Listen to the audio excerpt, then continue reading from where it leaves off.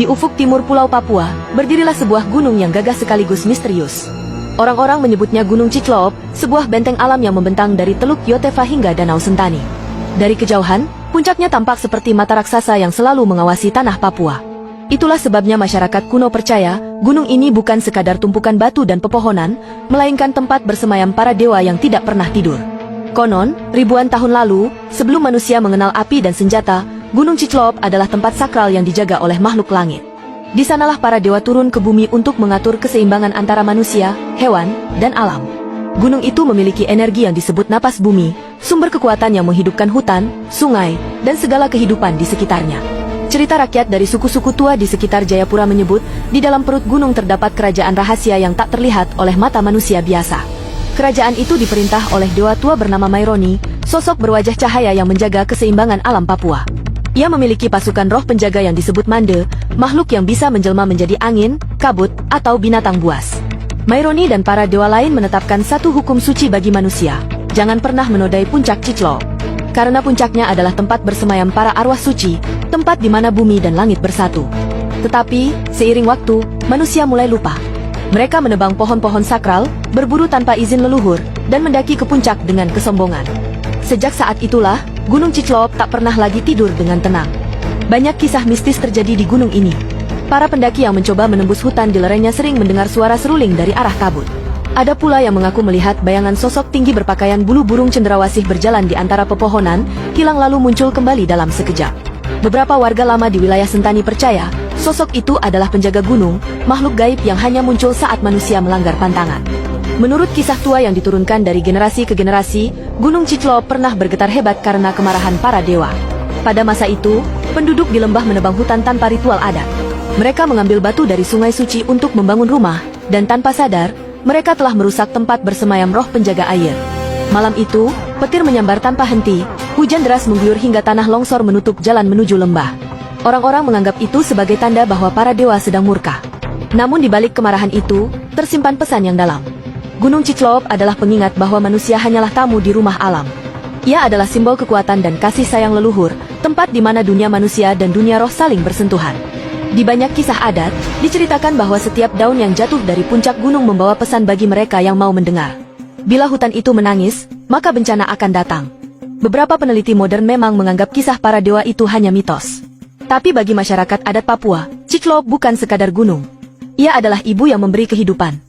Di dalamnya mengalir sungai-sungai yang menjadi sumber air bagi ribuan orang. Di punggungnya hidup ribuan spesies burung, serangga, dan tanaman langka yang tak ditemukan di tempat lain.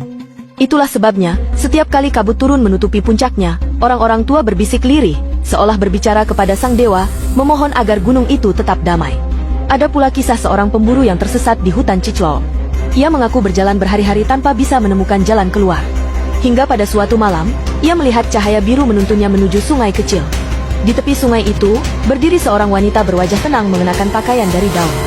Wanita itu tidak berbicara, hanya menunjuk ke arah lembah. Keesokan harinya, pemburu itu mendapati dirinya sudah berada di tepi desa. Sejak saat itu, ia bersumpah tidak akan pernah lagi berburu di gunung itu. Masyarakat percaya, wanita itu adalah roh pelindung Cicloop. Kisah lain menyebutkan, di malam tertentu ketika bulan purnama menggantung di atas puncak, akan tampak kilatan cahaya aneh berwarna keemasan. Banyak yang meyakini, itu adalah cahaya dari pintu gerbang para dewa yang terbuka sesaat untuk memeriksa dunia manusia. Siapapun yang melihatnya dianggap akan mendapatkan penglihatan tentang masa depan, tapi dengan syarat, ia harus menjaga rahasia itu seumur hidupnya. Gunung Cicloop kini menjadi cagar alam yang dilindungi.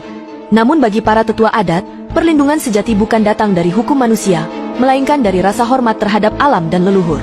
Mereka percaya, selama manusia masih mengingat kisah para dewa di gunung ini, maka tanah Papua akan tetap subur dan diberkati. Tapi bila lupa, maka roh-roh lama akan bangkit dan mengembalikan keseimbangan dengan caranya sendiri. Di balik kabutnya yang tebal dan lembah-lembah sunyi, Gunung Cicloop tetap menyimpan rahasia yang tak bisa dijelaskan oleh ilmu pengetahuan. Ia seperti penjaga yang diam tapi selalu waspada. Ia menyaksikan manusia datang dan pergi, hutan ditebang lalu tumbuh kembali, sungai kering lalu mengalir lagi. Gunung ini seperti memiliki kesadaran sendiri.